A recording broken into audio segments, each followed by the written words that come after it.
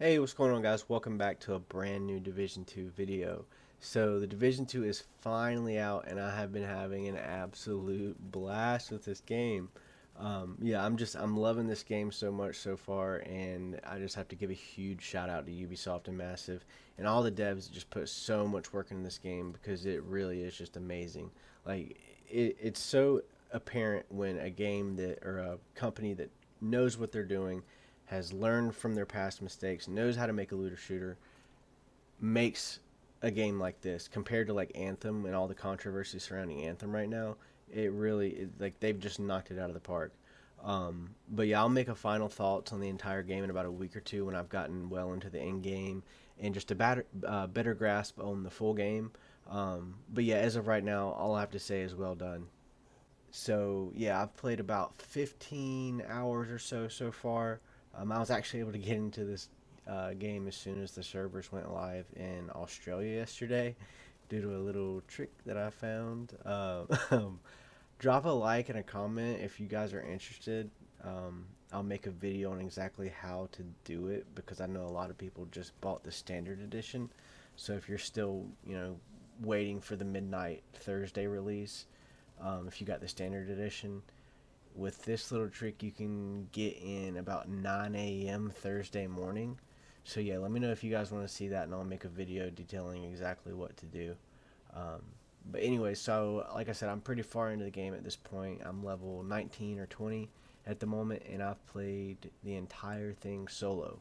And from that solo experience, I have some knowledge to share with you guys on just some tips that I wish I knew when I first got started. So first, I'll just talk a little bit about how to level as fast as possible, because the goal in a game like this is to get to the end game as fast as possible. I'll make this short and sweet because I know there are going to be a lot of videos coming out from a lot of the bigger guys. I know Marco just made one yesterday, like as soon as the game went live. So I'm sure a lot of you already know this, but for those that don't, basically the gist is what you want to do is do all the main missions first, and then go back and do all the side missions. The reason for that is that the side missions will scale the XP you gain from them to your current level. So, like, which when you do a side mission, you'll always get 33% of the XP you need to get to the next level. For instance, like if you're level 15 and you do a side mission, you'll get 33% of the XP you need to get to level 16.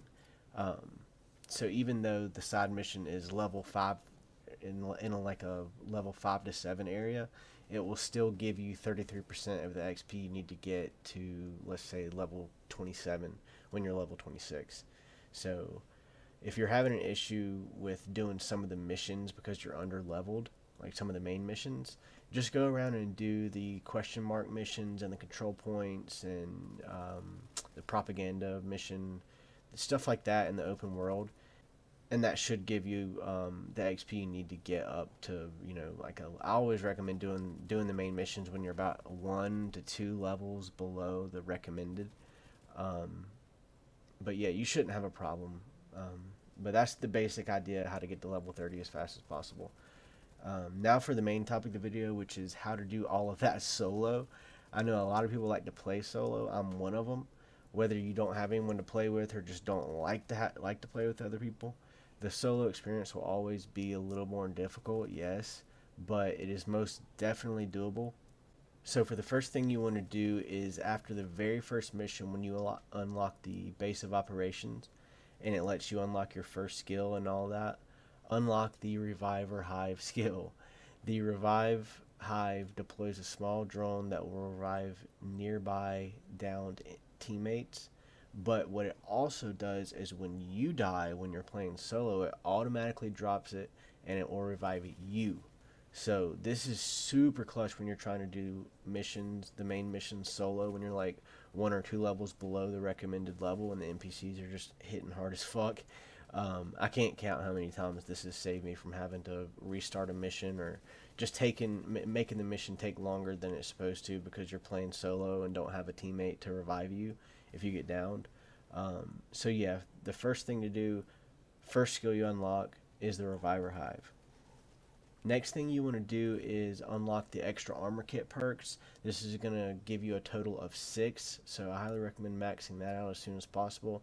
The next perk I would say to go for would be the extra XP perks. You get like extra XP from headshot kills and killing multiple enemies. It's just going to give you a little bit more extra XP, so when you're trying to try to get to level 30 as fast as possible, it's going to give you that little bit of extra XP. And the next tip for players doing the campaign and early game solo is that the next skill you unlock after the Revive Hive, you unlock the Reinforcer Chem Launcher. The Chem Launcher is becoming one of my favorite skills in the game for this very reason. So what it does is it repairs similar to how the repairing drone repairs your armor, but it does it much quicker and faster for like more burst healing, and it also gives you 3 charges. Each charge takes about 20 seconds or so to recharge, and what's cool about that is that it doesn't make you use all 3 of the charges before it starts the cooldown, so you pretty much get a little mini armor kit that recharges itself every 20 seconds. I want to say it'll give you about 40 to 50% of your armor every time you pop one of these.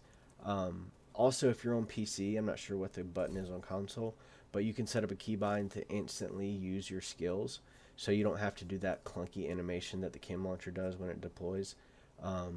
It looks a lot like the booster shot from Division 1, so yeah, I'm loving these 2 skills for playing solo. The last tip I have for you solo players is to get a few pieces of Badger Tough gear. I know when leveling you're going to be upgrading your gear like every 30 minutes, but if you can keep at least like 2 pieces of Badger Tough on you most of the time when you're solo, it's going to go a lot smoother for you. So with Badger, you get 7% damage to elites, which is the yellow bar or named enemies that are in every single mission. And then you're also going to get 15% armor on kill, which is a great perk because you're gonna run out of your armor kits pretty fast because you don't have teammates that can give you heals and stuff all the time. But I will say now, if you're running the 2 skills that I just told you about, then this isn't going to be as much of a necessity. But having some Badger Tough will definitely make your solo life a lot easier. Anyways, that's going to do it for the video. Just a few tips for you solo players out there. I wish I knew some of this when I got started. It would have made the experience a lot easier. But yeah, I hope you guys found this useful. If you did, please don't forget to drop a like on the video and subscribe for more Division 2 videos, because now that the game's finally out, I'm going to be uploading a lot more videos like this. Also, let me know if you guys want to see that video I was telling you about earlier about how to play the game as soon as the servers go live on Thursday for those that ordered the standard edition. But yeah, that's going to do it from you guys. Alright, later.